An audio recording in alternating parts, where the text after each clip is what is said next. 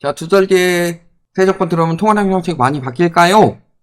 지금 통화량이 너무 계속 올라서 다음 정부에 좀 줄일 수도 있지 않을까요?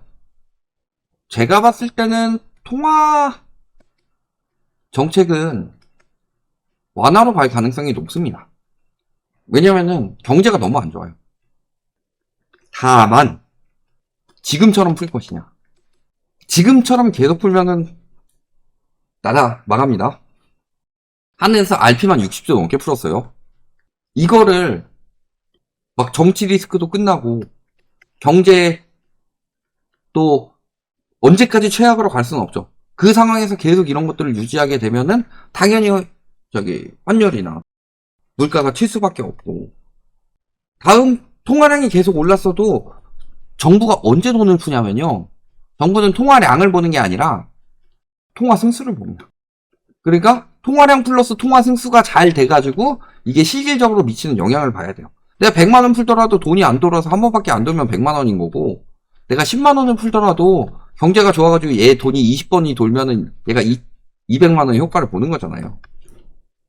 근데 지금은 이런 상황이 더 가깝죠. 돈은 푸는데 돈을 푸는 이유가 이게 안 되기 때문에 이런 상황으로 가고 있는 상황이라서 지금 유동성이 계속 돈을 푸는 이유가 그것 때문이죠. 아니, 돈을 풀어요. 제가 그래서 예전에 무슨 이야기를 했냐면요, 그 소상공인 지원할 때 뭐 문재인 정부가 하는 방법이 있고 윤석열 정부가 하는 방법이 있고 뭐 여러 가지 방법이 있겠지만, 코로나 때 보편적으로 돈을 푼 게 있었죠. 그런 식으로 재난지원금처럼 뭐 지원금이 들어가는 거랑, 그 다음에 이제 개별적으로 이거는 소상공인들한테 지원을 하는 거죠.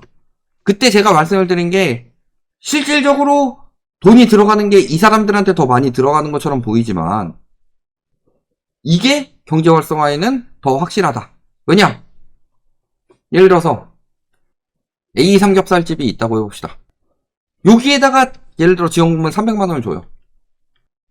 그러면은 보통은 건물주가 월세로 받아갑니다.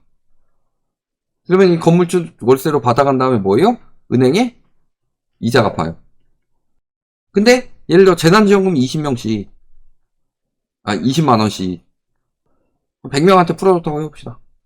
다 들어오진 않을 거예요. 2천만 원이 들어오진 않을 건데 이 사람들이 300만 원씩 사줬다고 해봅시다. 그럼 여기서 삼겹살을 팔아야 될 거 아니에요.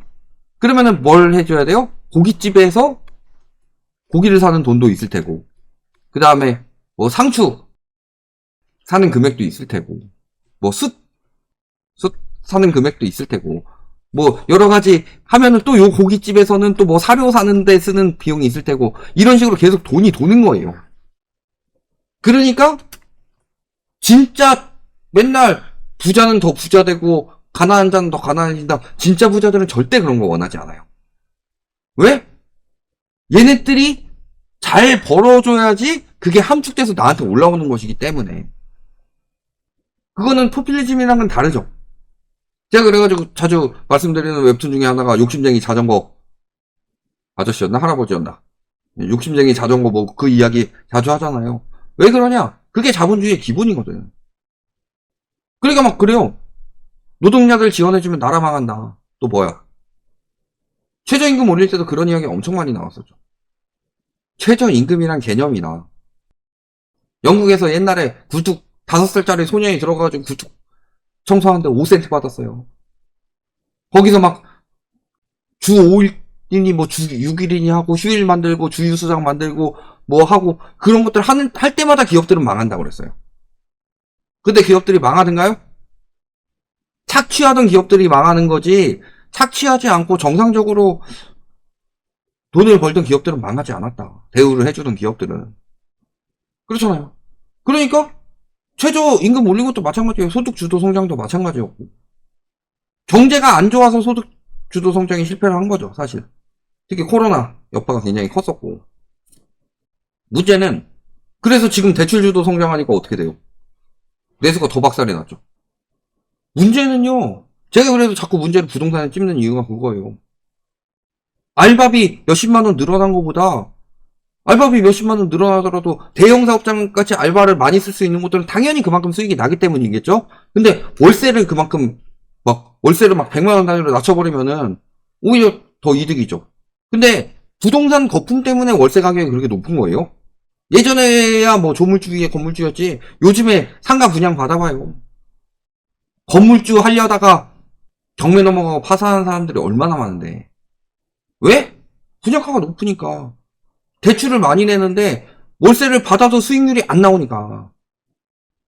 그래서 부동산을 잡아야 된다고 이야기를 한 거예요.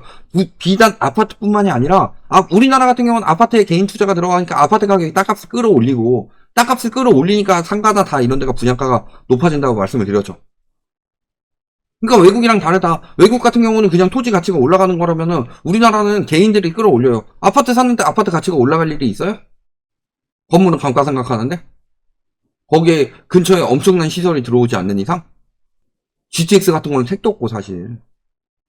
근데 아파트 가격을 그렇게 끌어올리면서 땅값을 올려버리니까 상가 가격이 올라가고 그 상가 가격을 맞추기 위해서는 막 10평짜리에 뭐 1억에 300은 받아야지 수익률 은행 이자 수익률 나올까 말까 하는데 10평짜리에 누가 그렇게 월세 내면서 할 수 있어요. 근데 건물주 그 자영업자들 이야기하는 거 보면은 그런 자영업자들 위주로 이야기를 인터뷰를 하죠. 최저임금 때문에 망했다. 어떻게 최저임금 때문에 망해요? 최저임금이 높으면요 자르고 안 쓰면 돼요. 고용원이 없는 자영업자도 할 수 있습니다. 근데 고용원이 없는 자영업자들이 망하는 이유가 최저임금 때문일까요?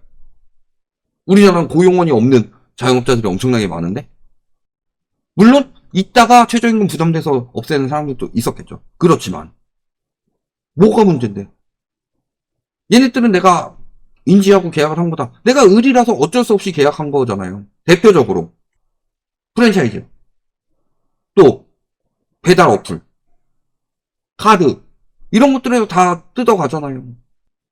거기에다 월세까지 높으니까 자영업자들 먹고 살 수가 있나. 근데 사람들은 또 이자 갚느라 바빠가지고 주거비 많이 나가고 월세 계속 올라간다고 난리치죠. 그 다음에 집 사면은 DSR 우회해가지고 빌려주니까 빚 갚느라고 쓸 수 있는 돈이 없죠. 내수가 살아날 수가 있어요? 왜 저는 유동성을 푸는 것에 대해서 반대를 하는 게 아니에요.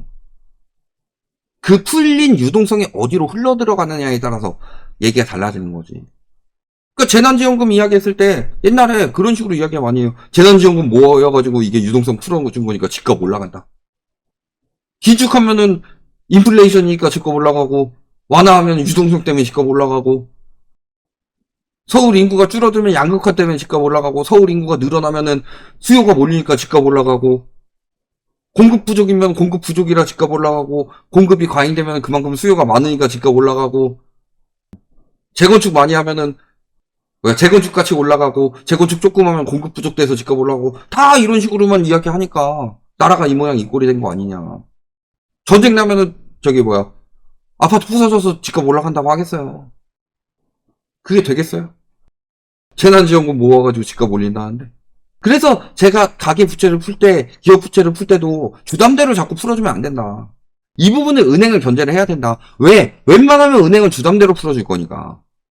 은행이 주담대를 풀고 싶겠어요? 아니면은 신용대출을 풀고 싶겠어요? 당연히 주담대로 풀고 싶죠. 왜? 담보가 있는데. 그러니까 작년에도 보면은 주담대는 늘고 다른 대출은 줄었잖아요. 그런 것들을 토대로 유동성을 푸는 게 문제가 아니다. 유동성이 어디로 흘러들어가느냐가 문제다. 지금 특히 유동성이 대출 유동성으로 많이 풀리면서 거품을 만들어낸 게 굉장히 심각하고 그 거품을 만들어낸 게 다 부동산에 있는데 문제는 부동산에 들어간 돈은 돌지 않는 돈이다. 이게 내수 침체의 핵심이다. 그러니까 돈은 풀고 가계부채는 줄이면서 주거비를 줄이는 정책이 가장 좋아요. 근데 새 정권 들어오면 많이 바뀔 건가요? 누가 들어오냐, 어떻게 들어오냐, 어떤 공약들을 내세우냐, 그리고 막상 내세운 다음에 어떻게 시행하냐, 요거에 따라서는 다 다르죠. 그리고 공급 사실 필요 없어요. 왜 공급을 많이 해야 돼요? 공급이 줄어든 이유가 수요가 없어서 공급이 줄어드는 건데. 그런 거라서 줄인다 아닌다는 그 상태, 그 정부 시기 때 경제 상황, 그리고 그 정부의 성향, 이런 것들에 대해서 많이 달려 있지만 통화량을 푸는 정책들은 계속 유지가 될 것으로 보인다. 통화량을 긴축하는 정부가 나오기는 쉽지 않은 상황이에요. 이거는 민주당이 되든 국민의힘이 되든 마찬가지일 거예요. 늘 말씀드리지만 우리나라에는 진보가 없다. 보수냐 더 보수냐 이런 것만 있을 뿐이지. 다만 지금 2년간 데드캣바우스로 억지로 유동성을 대출로 인해서 부동산에 퍼부었던 그 유동성은 빠질 수밖에 없는 과정인 거고, 그 유동성이 빠지면서 오는 침체에 대해서 대비하는 내수 시장에 관한 유동성이 풀어주는 방향으로 갈 것이다. 이렇게 보시면 되겠습니다.